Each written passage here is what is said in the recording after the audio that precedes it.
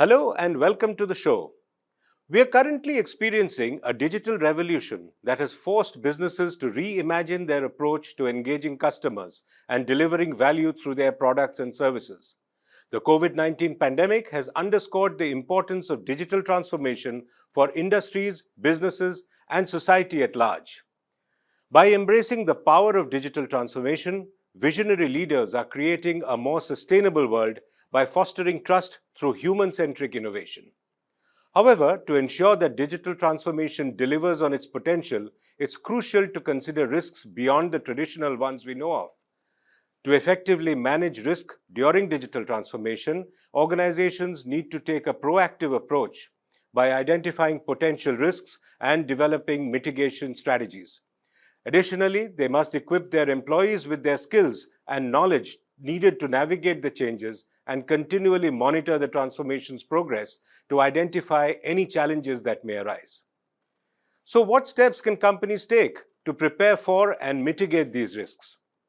To discuss these issues and more, we have with us Kaivalya V, founder and CTO of Zepto, Siddharth Vishwanath, PwC cyber leader, and Shankar Viswanathan, CIO of Sundaram Clayton Limited.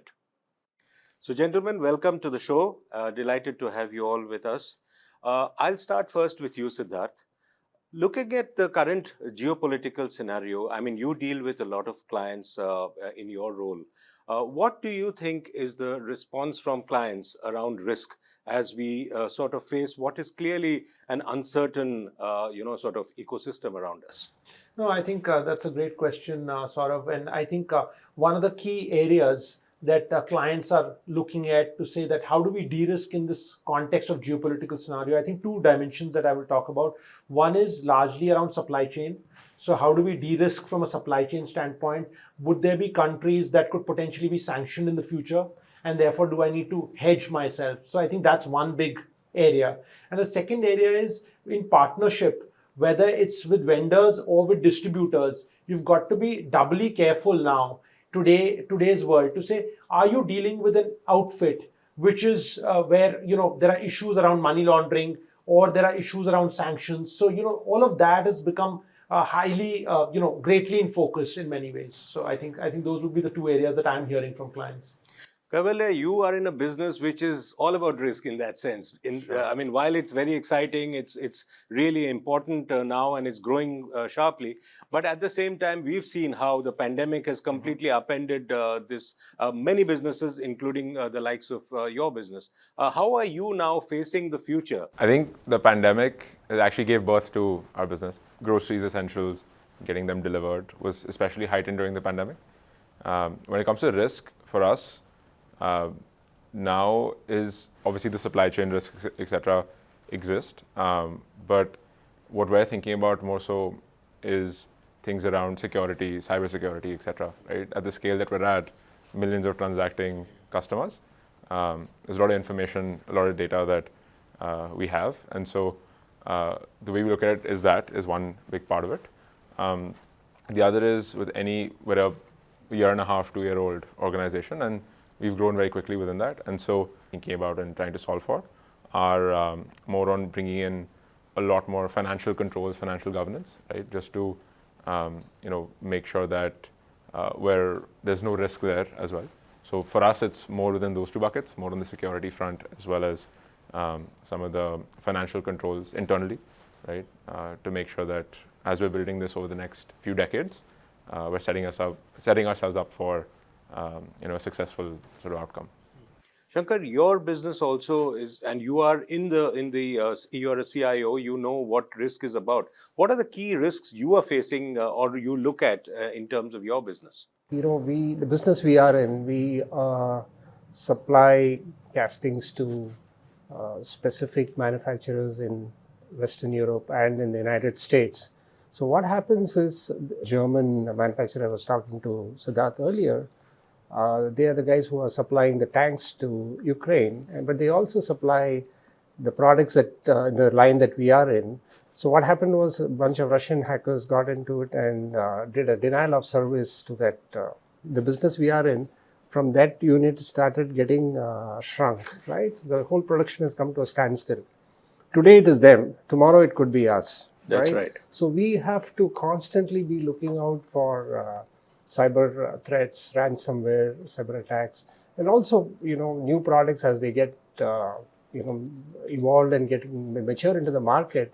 There are people who want to come and steal the IP, do what your processes are. After all, every company here in this business is differentiated by what they bring to the table. So we have to protect ourselves from that kind of scenario too. So our ring fencing of our entire processes, our internal systems is what we deal with on a day-to-day basis. And the threats keep coming. Luckily, we have a very strong protection system today, but you are only as good as the last mile, last delivery that you have made, right? So it's a constant, and evolving battle that we have to keep going with. That's my view. Absolutely. In fact, talking about last delivery and last mile, I mean, Zepto again is in that kind of a business. But apart from the cyber risk, which is obvious and which everybody faces actually, what are the key things companies like yours, which are young companies, growing companies, are doing in that space? I can't speak for all companies. I can talk about what we're up to. Control side, we're actually are just now have implemented SAP as our ERP purely for all accounting, procurement, etc. Right, which is just by design brings a lot of control to everything, every financial process that exists within the company. Right, whether it's what payouts are going out to riders or what inventory is being procured, or all of that is sort of there's a very strong sort of trail and all of those things where in any sort of future audit, etc., all of that exists. And by process, you can set up a lot of control mechanisms in case there are any bad actors, right? Systematically, you can sort of stop them there, right? So that's one part of it. Second is we're working with various firms for a couple of different audits, right? And getting third parties, right? Third-party firms to come in and take a look and not just at the numbers and the books and all that, but also on the processes, right? To see that, okay, is there any scope for, any risk mitigation that we need to do, and get those suggestions from them and then implement those. So those are two of the things that we're doing. Siddharth, coming back to you, would you see, I mean, like Shankar mentioned, would you see cybersecurity as one of the biggest risks currently, or you think it's a mix of multiple things at this point? I think cyber has been, if you look at the World Economic Forum results, etc., it has been amongst the top 3 risks over the last 3 years. So it is definitely, and especially given the context of organizations embarking on digital transformation as a big agenda, whether it is to do with touching customers or distributors or your supply chain partners, I think cyber, you're just enhancing the footprint of what could be attacked. And cyber risk is clearly coming out to be one of the top 3 risks, in that sense. And I think, to Shankar's point and, your initial question around geopolitics, state actors leverage to go after each other's assets, right? You're weaponizing cyber in many ways. And sometimes it is not just, and obviously in a weaponized environment, state, critical infrastructure of countries comes under threat. But it's not just about critical infrastructure. What happens is some of the malware or some of the weapons that are created by the state actors, sophisticated state actors, then starts going to the commercial world. So yeah, absolutely, it is one of the big threats. Shankar, one of the things which many people say when talking about risk is that digital transformation and all these things bring in risks, but it's also a risk is also an opportunity in many cases. What are the opportunities you see, as we look at the entire risk ecosystem? So digital transformation again. So let me start with that. You have to embrace it as a must-have for your own business's growth, to seize the competitive advantage. Today, without that digital footprint, you cannot survive. Data drives everything in today's world, right?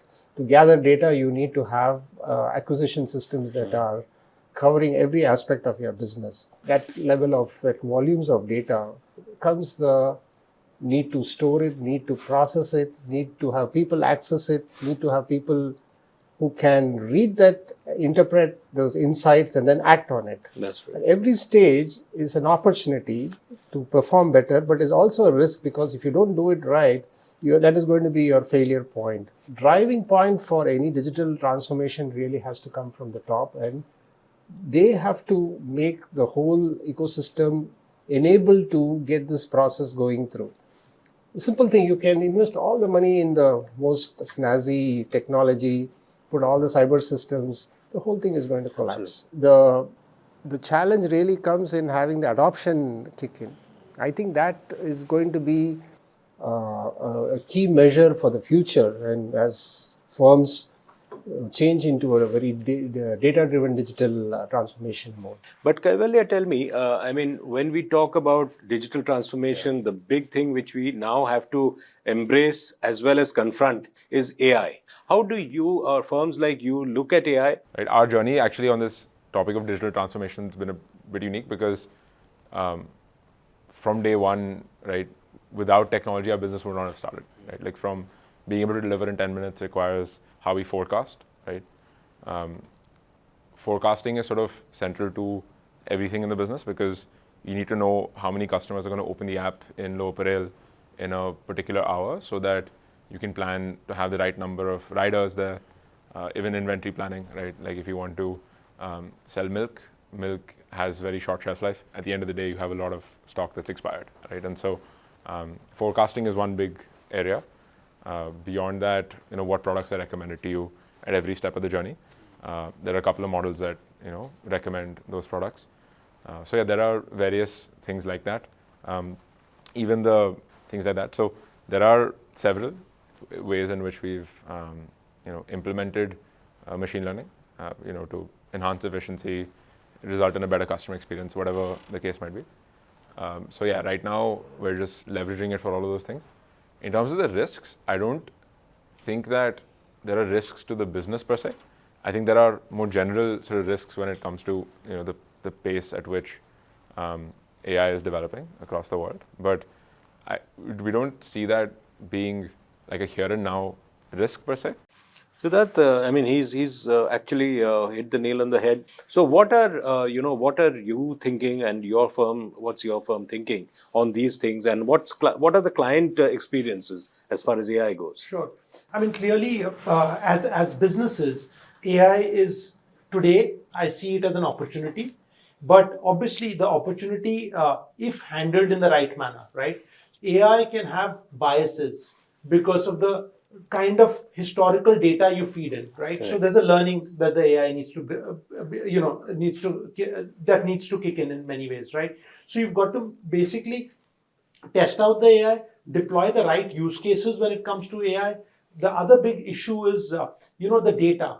AI requires a lot of data, and you're effectively starting to capture a lot of data from your customers, from your employees, from Internet of Things, right? And that plethora of data, you actually as a business are a custodian of that data. And of course, there's conversation around, do we need to regulate it? But I kind of always believe technology will, regulations will always lag technology in many ways. So yes. Yeah, regulations lag technology, Shankar, but there's a whole lot of talk about guardrails, being there for AI. And what is your sense in terms of the company you work in? How does AI play there?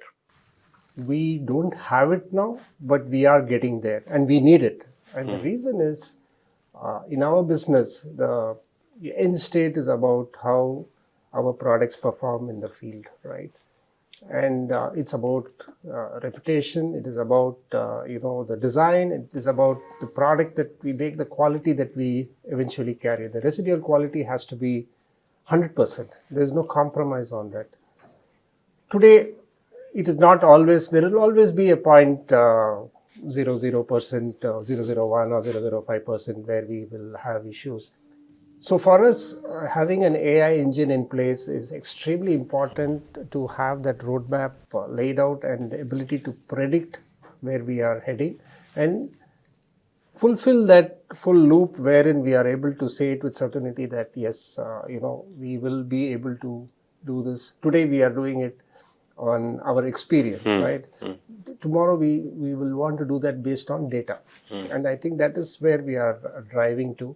And I believe we will need to have that kind of an engine in place to drive our future, because you can definitely, one, predict what you're going to be delivering, and two, because your ability to predict, you can also bring in the efficiencies in costing, and you don't see risks associated with that? There is a risk, because at the one end of the scale is, the over-reliance on it will also be, if you don't have the, the guardrail that you talked about in place, you could end up somewhere else. So you have to have a check and balance in the whole system to make sure that what you are delivering is matching with the spec that you intended it to do.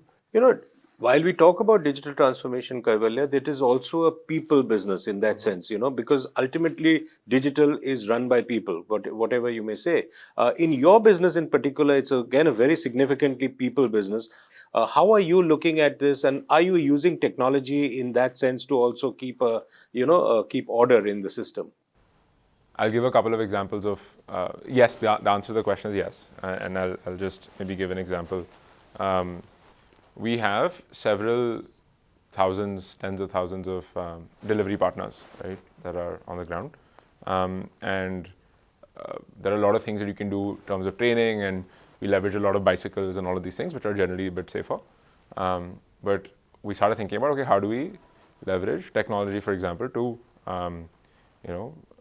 ensure that even the minority, of cases where, there's even your tire is punctured or this or any kind of issue that could be a problem, we're able to solve for. And we did a couple of very small things, an SOS button, for example, and there's like an immediate sort of helpline, right, that exists.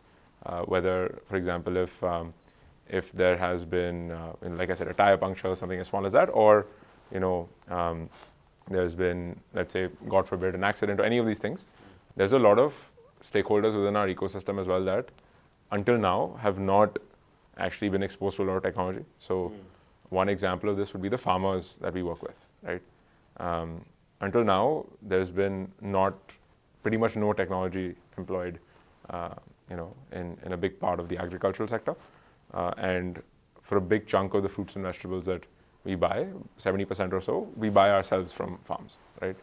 And one of the things that we started doing a few months ago is actually building technology there, so that one very basic example of a pain point in a farmer's life is, I've supplied you tomatoes or potatoes or whatever. I don't know when I'm going to get paid, and I don't know how much exactly, because I might have given you 500 kilos. Out of that, maybe only 450 is good stock, 50 may not be. So you'll only pay me for 450. I don't have that information real time, and I don't know how much I'm going to get paid and when, right? So basic things like that, building a farmer app where that visibility is sort of provided. And Shankar, the other question which we discussed and you sort of touched upon is the whole idea of getting the people to understand how to use that technology as the digital transformation journey takes place. What are the skilling elements you think is lacking in Indian corporates in general, and maybe the areas you're looking at in your company? So, change management here is a big deal, right? And companies need to understand that. And, at least from the business that I come from, that is well recognized, and a lot of investment goes in building or creating the building blocks that are needed to get that skilling done, right? So it's one is about technology. While a user is, it's important for him to know what the technology is. He doesn't need to be a very savvy technologist in that, right? He just needs to understand what is going on. The key area is interpreting what is coming out of it, right? And ability to use it, that ability to process the insights that come out of it is what is very, very important. So we are doing a lot of investment in making sure that wherever digital transformation touches, we are investing heavily to make sure that there's a good leverage coming out of it. So the training covers basic technology skills, basic cybersecurity hygiene. You don't use your systems to talk to outside world. How does the insights help you? And we are using professional experts from universities and other practitioners to come and help us with that, and also create this into a TQM. We call it the TQM temple. So we bring the whole of this learning into the TQM temple, and it's institutionalized so that people go through gradings of it and are able to achieve what the business wants to achieve. And that is driven as part of our overall policy program. Every year we take up some specific areas and then start inducing people into that. So it's very structured. So we are approaching the end of time for us. Siddharth, any closing comments in terms of the way you look at digital transformation, the journey which Indian companies have undertaken, where they stand at this point, and then I'll just ask for closing comments from the others. So, sure. So I think when it comes to digital transformation, I think a lot of companies have embarked upon programs around digital transformation, and that was actually accelerated quite a bit during the pandemic. Organizations are also dealing with in structured manners and risks associated with how do they handle data, risks associated with cyber, risks associated with scalability. And one of the other aspects is how do you build resilience into all transformation programs. Kaivalya, a digital native, how do you see digital transformation playing out? Yeah, again, for us, it's less so a transformation, more so, the way of life. Started with it, and now it's just a matter of, like with the farmer example, just trying to extend that as far as it can go. And of course, Shankar, your perspective on this. My perspective, the company that I work for, they have recognized this, that to go digital is a very critical part of the whole process. So in the new plant that we are building, it is going to be fully digitalized.